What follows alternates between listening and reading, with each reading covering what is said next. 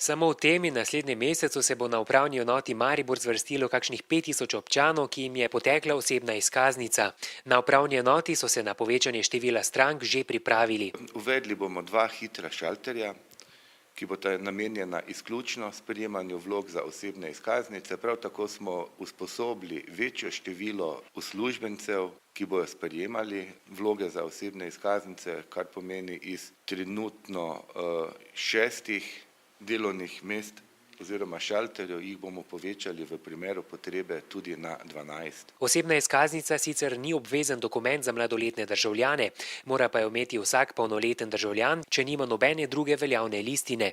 Postopek za pridobitev osebne izkaznice je precej enostaven. Občan mora prinesti eno fotografijo, denar in star dokument. Trenutna čakalna doba za pridobitev osebne izkaznice je teden dni. Ta čakalna doba pa se bo verjetno tudi z številom vlog podaljševala, saj ima tudi izvajalec CETIS določene zmogljivosti. Za 10-letno izkaznico boste na upravni enoti odšteli nekaj manj kot 17 evrov, za 5-letno, namenjeno mladoletnikom oziroma 3-letno za otroke do 3 let, pa nekaj več kot 13 evrov.